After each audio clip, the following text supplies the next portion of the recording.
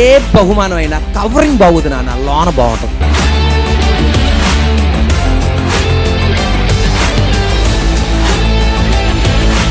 దేవుడు అనేది భయపడద్దు. నా కవరింగ్ దుఃఖం అనే కవరింగ్ లో వస్తుంది, వేదన అనే కవరింగ్ లో వస్తుంది, నష్టం అనే కవరింగ్ లో వస్తుంది, విడిపోటు అనే కవరింగ్ లో వస్తుంది, అపజయం అనే కవరింగ్ లో వస్తుంది. కవరింగ్ మీరు తీసి చూసారా, దానిలో ఉన్న అద్భుతం మీరు చూస్తారు.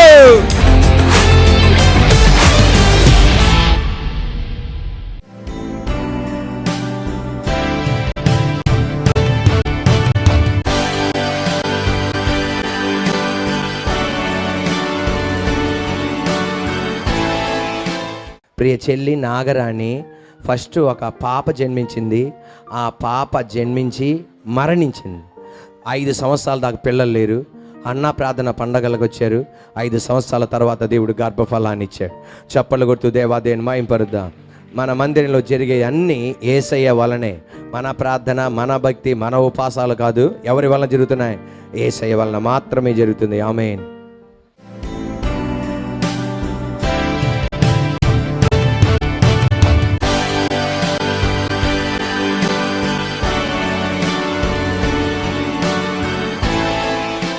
తమ్ముడు వాళ్ళ అన్నయ్య, నీ పేరేంటన్నా? నాగేశ్వరరావు 8 సంవత్సరాలు మత్తు పానీయాలకి బానిసయ్యాడు. విడుదల ప్రార్థన మహోత్సవంలో వచ్చి ప్రార్థన చేసుకున్నారు. దేవుడు అద్భుతంగా విడిపించాడు. చప్పలు కొడుతూ దేవాదేవుని మహింపరుద్దాం. God bless you. ఈ స్తుతి ఆరాధన పండుగల్లో 24వ రోజున ప్రవచనాత్మతో చెప్పేది, నిన్ను ఎక్కడన్నా సరే ఒక క్లైమాక్స్ కి తీసుకొస్తే ఈ రోజున నువ్వు ఆ క్లైమాక్స్ నుండి బయటికి రాలేవు. సాతానుగాడు పెట్టిన ఎండ్ పాయింట్ నుండి నెక్స్ట్ చాప్టర్ లోనికి నువ్వు అడుగు పెట్టలేవు. వైద్య శాస్త్రం పెట్టిన ఎండ్ పాయింట్ నుండి నెక్స్ట్ చాప్టర్ లోనికి వెళ్ళలేవు. కానీ నువ్వు దేవుని వైపు తిరగటానికి రెడీ అయితే, ప్రార్థన చేయడానికి రెడీ అయితే, స్తుతించడానికి రెడీ అయితే, ఆ క్లైమాక్స్ నుండి నిన్ను బయటికి నడిపించబోతున్నాడు.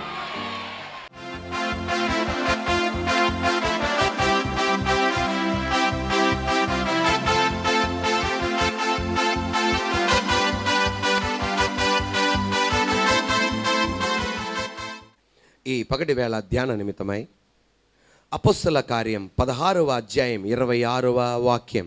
అప్పుడు అకస్మాత్తుగా మహాభూకంపం కలిగెను, చెరసాల పునాదులు అదరెను, వెంటనే తలుపులన్నీ తెరుచుకొనెను, అందరి బంధకాలు ఊడెను. ఈ పగటి వేళ మన ప్రసంగం అంశం, యేసయ్య నువ్వు ఏ స్థితిలో ఉన్నా కార్యము చెయ్యగలడు. మన ప్రసంగం అంశం, యేసయ్య మనం ఏ స్థితిలో ఉన్నా కార్యం చేయగలడు. దేవాది దేవుడు అపోస్తలుడైన పౌలుని, శీలాల్ని, తిమోతిని దేవాది దేవుడు ఐక్యపరిచి ఒక ప్రాంతం నుండి మరొక ప్రాంతానికి, ఒక స్థలము నుండి మరొక స్థలానికి, ఒక చోటు నుండి ఒక చోటుకి దేవుడు నడిపించుకుంటూ అలా ముందుకు వెళ్తుండగా వాళ్ళు ఒక ప్రాంతానికి వెళ్ళారు. ఆ ప్రాంతానికి వెళ్ళగానే అక్కడ ఒక బాలిక కనబడింది. అందరి బాలిక కన్నా కొంచెం వ్యత్యాసం కనబడింది. ఎందుకంటే ఆ బాలికలో ఒక దెయ్యపు ఆత్మ పట్టింది. పుత్తోను అన్న దెయ్యపు ఆత్మ పట్టి అమ్మా నాన్నలకి దూరంగా, అన్నా చెల్లెలకి దూరంగా, అక్కా తమ్ముళ్ళకి దూరంగా, సొంత ఇంటికి దూరమై యజమానుల చేతిలో చెక్కబడింది. ఆమెకి ఆ పుత్తోను దెయ్యపు ఆత్మను పట్టి ఆ ఊరిలో ఉన్న వాళ్ళందరూ ఆమె దగ్గరికి వచ్చేవాళ్ళు. రేపేం జరగబోతుంది, ఎల్లుండేం జరగబోతుంది, భవిష్యత్తులో ఏం జరగబోతుంది అని సోది చెప్తుండేది. రకరకాల మాటలు చెప్తుండే. కొన్నిసార్లు జరిగేవి, కొన్నిసార్లు జరగవు.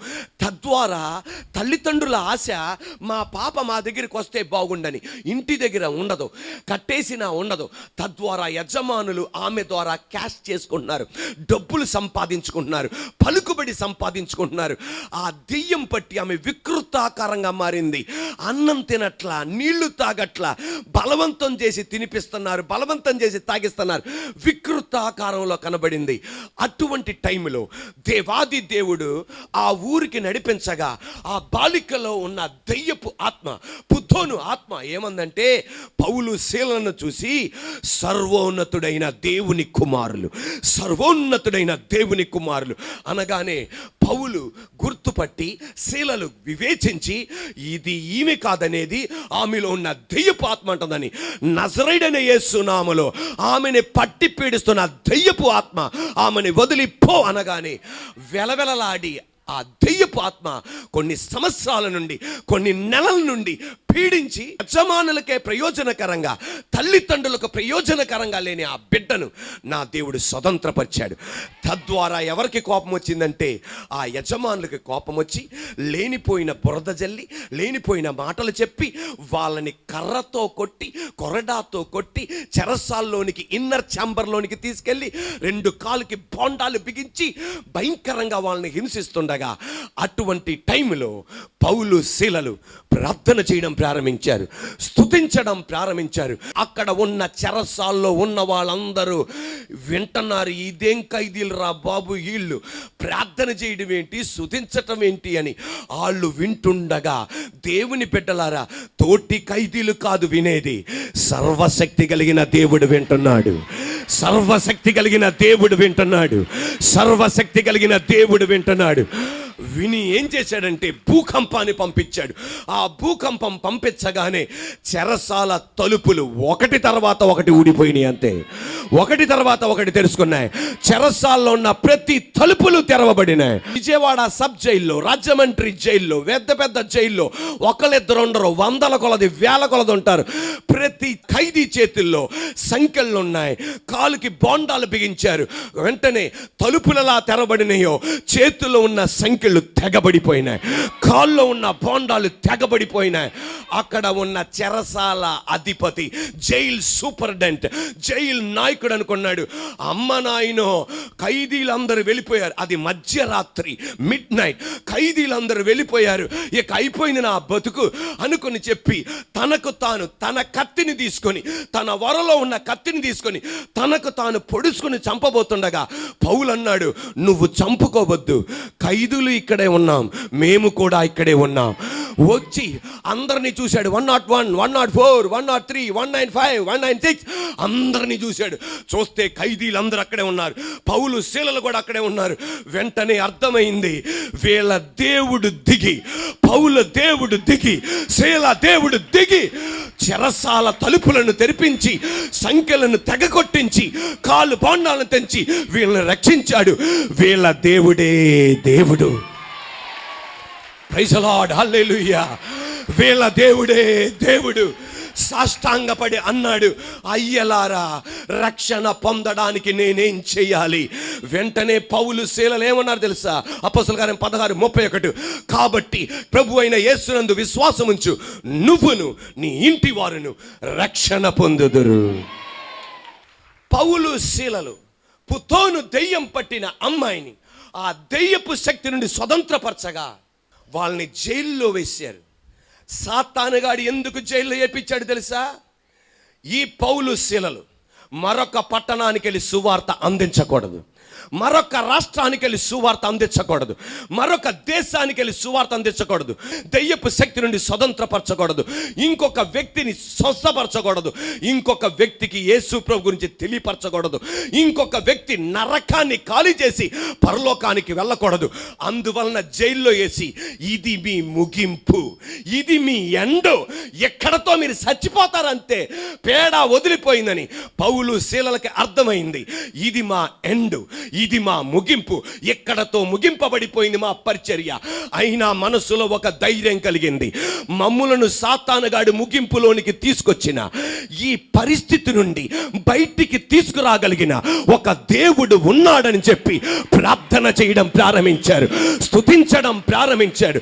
ఈ మూల మొదలుకొని ఏ మూలలో కూర్చొని వాక్యం వింటున్నా నీతో చెప్పేది, నువ్వు హాస్పిటల్లో ఉన్నావా, డాక్టర్ చెప్పక్కర్లా రేపు చచ్చిపోతావని, నీకు అర్థమైపోద్ది. ఈ రోజున నీ ఇంట్లో ఆర్థిక పరిస్థితి బాగోలేదా, పక్కనోడు చెప్పక్కర్లా, నీకు అర్థమైపోద్ది. నీ పిల్లల పరిస్థితి ఎవరో పాస్టర్ గారు చెప్పక్కర్లా, నీకు అర్థమైపోద్ది. ఈరోజు నీ బతుకులో కూడా పౌలు శీలల వలె సాతానుగాడు ఒక ముగింపులోనికి నీ జీవితాన్ని తీసుకొస్తే నీకు అర్థమైంది, నేను ఒక ముగింపుకు వచ్చేసా, నా జీవితం ఒక ముగింపుకు వస్తుంది, నా వ్యాపారం, నా కుటుంబం. అటువంటప్పుడు పౌలు శీలలో ఎటువంటి ధైర్యం అయితే కలిగి కలిగిందో నీలో కూడా ఒక ధైర్యం కలగాలి. ఆడు నన్ను ముగింపులోనికి తీసుకొచ్చిన ఈ పరిస్థితి నుండి బయటికి తీసుకురాగలిగిన దేవుడు నా పక్షాన ఉన్నాడని చెప్పి ప్రార్థన చేయడం ప్రారంభించారు, స్తుతించడం ప్రారంభించాడు. నా దేవుడు వాళ్ళని బయటికి తీసుకొచ్చాడు. ఈ స్తుతి ఆరాధన పండగల్లో 24వ రోజున ప్రవచనాత్మతో చెప్పేది, నిన్ను ఎక్కడైనా సరే ఒక క్లైమాక్స్ కి తీసుకొస్తే ఈ రోజున నువ్వు ఆ క్లైమాక్స్ నుండి బయటికి రాలేవు. సాతానుగాడు పెట్టిన ఎండ్ పాయింట్ నుండి నెక్స్ట్ చాప్టర్ లోనికి నువ్వు అడుగు పెట్టలేవు. వైద్య శాస్త్రం పెట్టిన ఎండ్ పాయింట్ నుండి నెక్స్ట్ చాప్టర్ లోనికి వెళ్ళలేవు. కానీ నువ్వు దేవుని వైపు తిరగటానికి రెడీ అయితే, ప్రార్థన చేయడానికి రెడీ అయితే, స్తుతించడానికి రెడీ అయితే, ఆ క్లైమాక్స్ నుండి నిన్ను బయటికి నడిపించబోతున్నాడు. నీ ముగింపును ఆరంభంగా మార్చబోతున్నాడు. Are you ready? పౌలు శీలని ఎక్కడేశారు? అక్కడ వీళ్ళు ఏం చేస్తున్నారో ప్రార్థన చేస్తున్నారు. అక్కడేం చేస్తున్నారు? స్తుతిస్తున్నారు. సాతానుగాడు ఏమనుకున్నాడు తెలుసా? ప్రార్థన చెయ్యరనుకున్నారు. సాతానుగాడు ఏమనుకున్నాడు తెలుసా? స్తుతించరు అనుకున్నారు. అన్నీ బాగున్నప్పుడు ప్రార్థన చేయడంలో గొప్పతనం లేదు. అన్నీ బాగున్నప్పుడు ఇంట్లో హల్లెలూయా స్తుతి మహిమ అని చెప్పి ఆడబెట్టడంలో గొప్పతనం లేదు. అన్నీ ప్రతికూలంగా ఉన్నప్పుడు అప్పుడు ప్రార్థన చేయాలా. అన్నీ ప్రతికూలంగా ఉన్నప్పుడు అప్పుడు స్తుతించాలా. మనసు బాగున్నప్పుడు, శరీరం బాగున్నప్పుడు, ఇంటి పరిస్థితి బాగున్నప్పుడు ఆదివారం ఆరాధనకే, శుక్రవారం ఉపవాస ప్రార్థనకు రావడం గొప్పతనం కాదు. మనసు బాగోలేనప్పుడు, బిడ్డల మాట వినలేనప్పుడు, అంత కలవరంగా ఉన్నప్పుడు అప్పుడు నువ్వు మందిరానికి రావాలా. వాడికి మెంట్లకి పోద్ది. ఎవరికి? సాతానుగాడికి.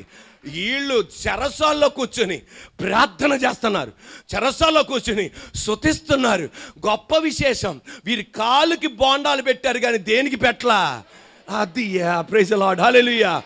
కాలుకి బోండాలు తగిలించారు, చేతులకి పెట్టలా.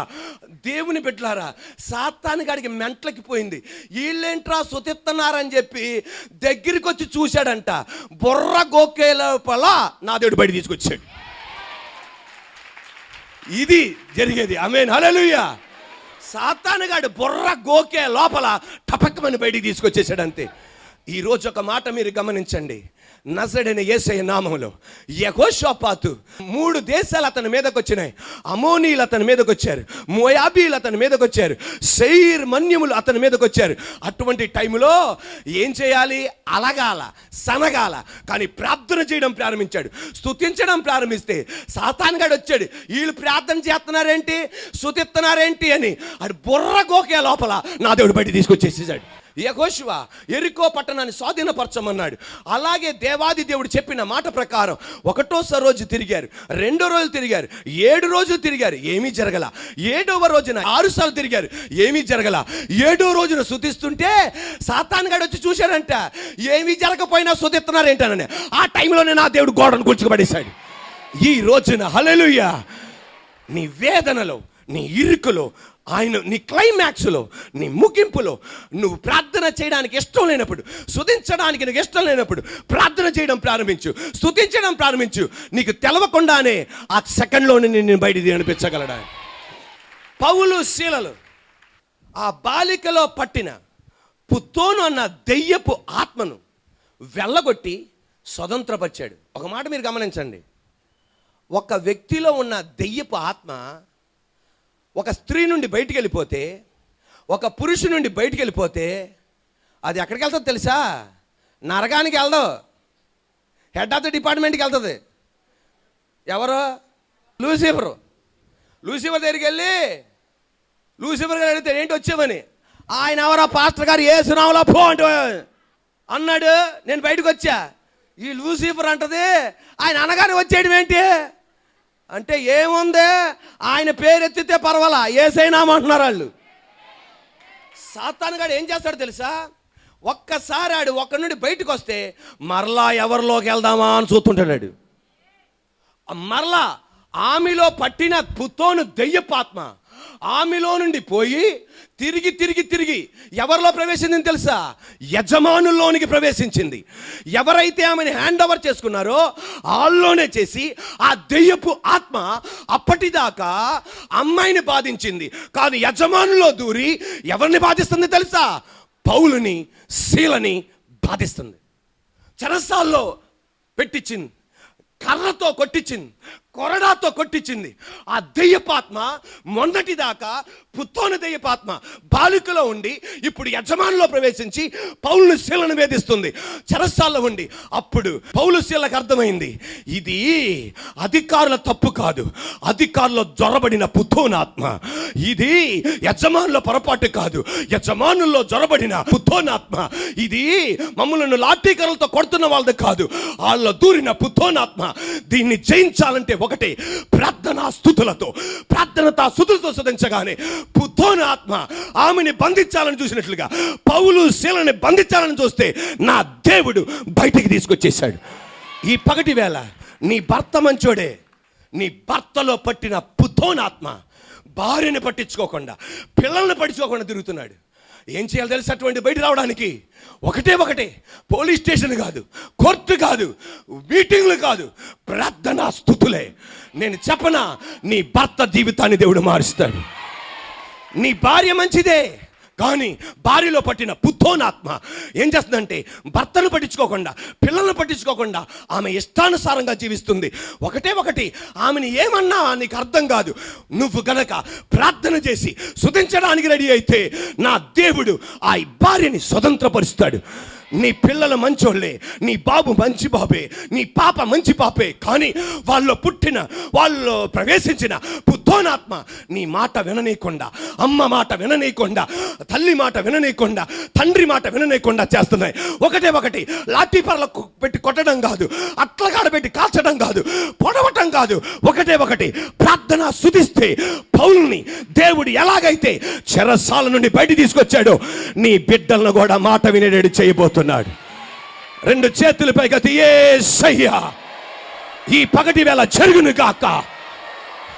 నీ భర్తలో ఉన్న పుత్తోనాత్మ యేసయ్యానండి, యేసయ్యానండి. నీ భర్తలో ఉన్న పుత్తోనాత్మ, నీ భార్యలో ఉన్న దురాత్మ, నీ బిడ్డలో ఉన్న దురాత్మ, నీ పాపలో ఉన్న దురాత్మ యేసు నామములో నా బిడ్డల నుండి పోను గాక, నా భర్త నుండి పోను గాక, నా భార్య నుండి పోను గాక. యేసయ్య అంటుండగా దేవుడి మాట చెప్పమంటున్నాడు. దుష్ట దయ్యమా, బాలికను బంధించినట్లుగా పౌలు శీలను నువ్వు బంధించలేవు. మళ్ళా దేవుడు చెప్పమంటున్నాడు, పుత్తోనాత్మ బాలికను బంధించినట్లుగా పౌలు శీలను బంధించలేవు.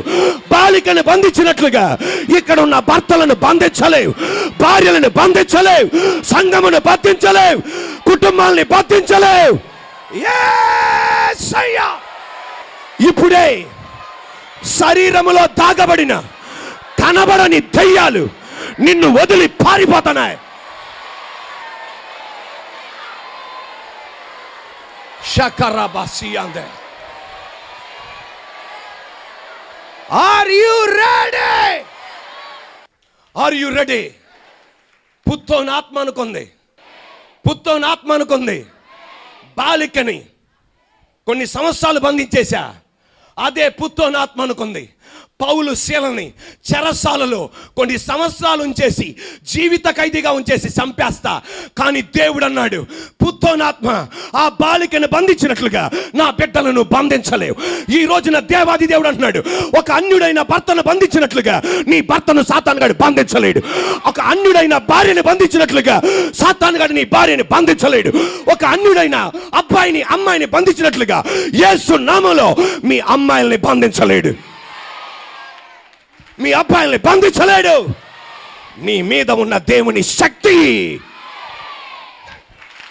హల్లెలూయా, ప్రైజ్ ది లార్డ్. పుత్తోన్ దెయ్యం పట్టిన అమ్మాయిని యేసు నామములో పౌలు శీలను స్వతంత్రపరిచారు. కానీ అదే పుత్తోనాత్మ ఎక్కడో, ఎవరిలో, గేదలో, ఆవులో, అమ్మాయిలో, అబ్బాయిలో ప్రవేశించాలి. దొరికారు. యజమానులో ప్రవేశించింది. యేసయ్య లెగ్యూన్ 6,000 దెయ్యాలని పో అన్నాడు అంతే సమాధుల దొడ్లో. అవి ఎక్కడో చోట పోవాలా, ఎక్కడికి వెళ్ళిపోయినాయి? పందుల్లోకి వెళ్ళినాయి. పుత్తోనాత్మ ఎక్కడికి వెళ్ళాలా? యజమానులోకి వెళ్ళి పౌలుశీలను వేధిస్తుంది.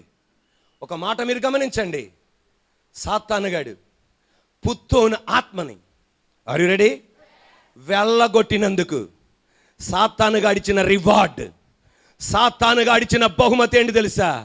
వాళ్ళిద్దరికి చెరసాల. నా దేవుడు అన్నాడు, నా బిడ్డలు నా ద్వారా నా నామములో వెళ్ళగొడితే నా బిడ్డల్ని నువ్వు చెరసాల్లో ఉంచితే నేనిచ్చే బహుమతి ఏంటో చూడబోతున్నావు. ఇద్దరిని కాదు, ఉన్న వాళ్ళందరినీ బయట తీసుకురాబోతున్నాను నేను. Are you ready? మంచి పని చేశారు, చెడ్డ పని చేశారా? మంచి పని చేసిన వాళ్ళని ఎక్కడ పడేశారు ఇప్పుడు? ఆహా, మంచి చేసి చెడుకు గురయ్యారు. మంచి చేసి యోసేపు చెడుకు గురయ్యాడు. ఈరోజు ఇక్కడ కూర్చున్న వాళ్ళు ఎవరైనా సరే మంచి చేసి చెడుకు గురయ్యావా? పౌలుశీలకు జరిగింది నీకు జరగబోతుంది, యోసేపుకు జరిగింది నీకు జరగబోతుంది. మంచి చేసిన వాళ్ళని చెరసాల్లో వేశారు. ఏం జరిగింది? వాళ్ళకి చెడు జరిగింది. కానీ వాళ్ళిద్దరిని అక్కడ పడేయడం వలన జైలు సూపరింటెండెంట్, జైలు నాయకుడు, చెరసాల అధిపతి ఆయన రక్షణ పొందాడు. వాళ్ళ భార్య రక్షణ పొందింది. పెద్ద కొడుకు కాల్లో, చిన్న కొడుకు కాల్లో, పెద్ద కూతురు పెద్దల్లుడు, చిన్న కూతురు చిన్నల్లుడు, పెద్ద మనవడో చిన్న మనవడో ముది మనవడో టోటల్గా బాప్టిజం పొందారు. ఉన్నాను ఇప్పుడు ఆమె అనాలా? సాతాను గాడితో పౌలుశీల అన్నారంట, నువ్వు చెడు కోసం చేసావు. యోసేపు అన్నట్లుగా నువ్వు చెడు కోసం చేసావు, నా దేవుడు మంచి కోసం మార్చాడు. మంచి చేసి ఎవరైనా చెడుగా మారిన కొద్దిగా రోజుల్లోనే నీ నోట్లో ఈ మాట రాబోతుంది. నెక్స్ట్ సంవత్సరం కాదు, ఈస్టర్ పండగ అయ్యే లోపల నీ చెవులో ఈ మాట వినబడబోతుంది. నేను చెడు చేశా, కానీ దేవుడు దాన్ని మంచిగా మార్చేశాడు. సాతానా, నువ్వు చెడు కోసం చేశావు, నా దేవుడు మంచి కోసం మార్చాడు. పొతీఫర్ భార్య, నువ్వు చెడు కోసం చేశావు, నా దేవుడు మంచి కోసం చేశాడు. పుత్తోను లూసిఫర్ ఆత్మ, నువ్వు చెడు కోసం చేశావు, నా దేవుడు మంచి కోసం చేస్తున్నాడు.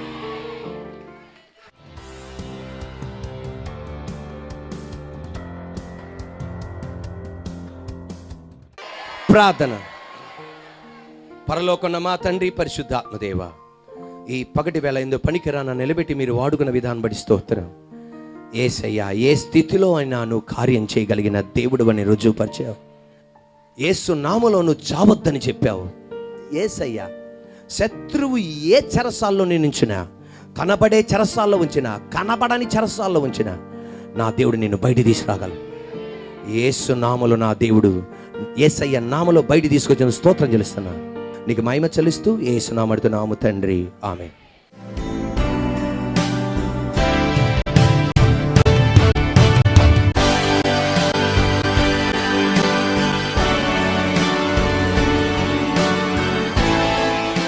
నీ పేరేనా? హేమకుమార్.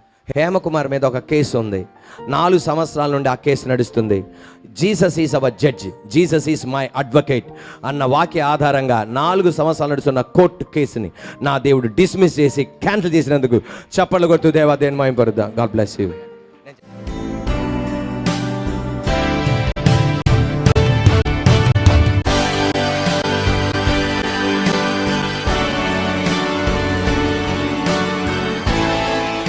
ప్రియ చెల్లి ప్రవీణ్ వాళ్ళ బంధువుల బాబు, ఆ బాబు పేరు రాజేష్. ఏమైంది నాన్న? బ్రెయిన్ డెడ్ అయిపోయిందని రిపోర్ట్ ఇచ్చారు. కానీ ఆ మంచం మీదే ఉంచారు. మందిరంలో ఉన్న ప్రార్థన నూనె బెంగళూరు తీసుకెళ్లి శిరస్సు మీద పోశారు. దేవుని మహాకృప వలన డెడ్ అయిన బ్రెయిన్ మళ్ళా జీవం వచ్చింది. ఈ రోజున దేవుడు ఆయుస్ ఇచ్చినందుకు గట్టిగా చప్పట్లు కొడుతూ దేవా దేవుని మహిమపరుద్దాం. God bless you.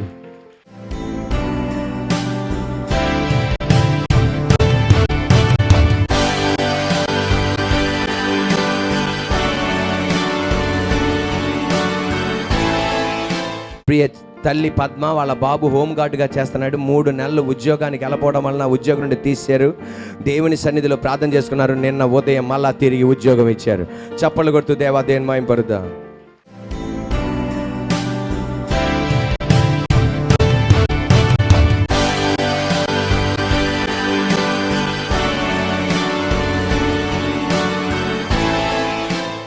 ప్రియ చెల్లి అపర్ణ 7 సంవత్సరాల పిల్లలు లేరు. ఈ రోజున ఆమె మనసులో ప్రేరేపణ, దుష్టుడిని ప్రేరేపణిస్తున్నాడంట. సాతాను గారు కూడా ప్రేరేపణిస్తాడు. ఆ ప్రేరేపణ ఏంటంటే అందరు ఈమెని గొడ్రాలు అంటున్నారంట. తద్వారా ఈమె అనుకుంటుందంట చచ్చిపోతే మంచిదని. కానీ ఈరోజు ఆ వాక్యం వింటుండగా ఆమె ఏడుస్తూ దేవునితో ఇలాగందంట, నువ్వే నాతో మాట్లాడుతున్నావయ్యా చావద్దని. నేను చావను, నేను ఎలా ముందుకెళ్ళబోతున్నానో, నన్ను దేవుడు ఎలా నడిపిస్తాడో దేవుడు చూస్తాడు అంటుంది. గట్టిగా చప్పట్లు కొడుతూ దేవా దేవుని మహిమపరుద్దాం. యేసు నామములో గర్భఫలం అనుగ్రహింపబడును గాక. హన్నాని ఎల్కానాని జ్ఞాపం చేసుకున్న దేవా ఆమేన్.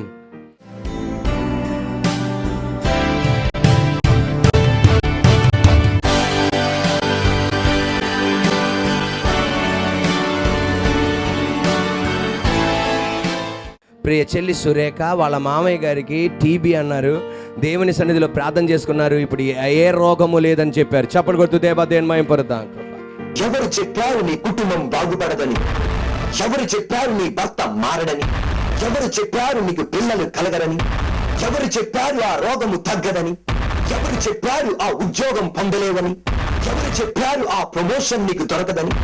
ఎవరు చెప్పారు నీకు పరిచయంలో అభివృద్ధి పొందలేవని? ఎవరు చెప్పారు ఆ వ్యాపారం నువ్వు చేయలేవని? ఎవరు చెప్పారు నువ్వు చదువుకోలేవని? ఎవరు చెప్పారు ఈ అప్పుల ఊబిలో నుండి బయటికి రాలేవని?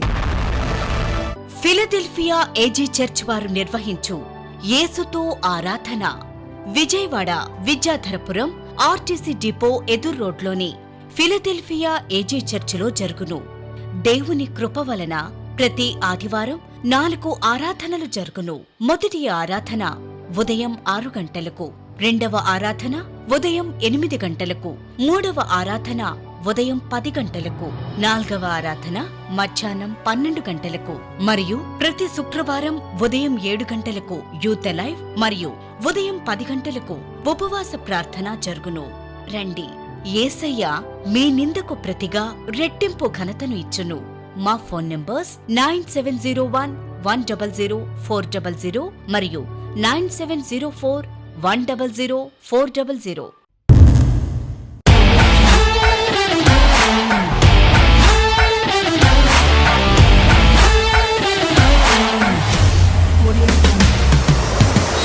దేవుడిచ్చే ఏ బహుమానం అయినా కవరింగ్ బాగుంది నాన్న, లోన బాగుంటుంది.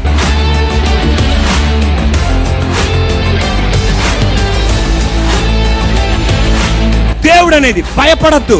నా కవరింగ్ దుఃఖం అనే కవరింగ్ లో వస్తుంది, వేదన అనే కవరింగ్ లో వస్తుంది, నష్టం అనే కవరింగ్ లో వస్తుంది, విడిపోటు అనే కవరింగ్ లో వస్తుంది, అపజయం అనే కవరింగ్ లో వస్తుంది. కవరింగ్ మీరు తీసి చూసారా, దానిలో ఉన్న అద్భుతం మీరు చూస్తారు.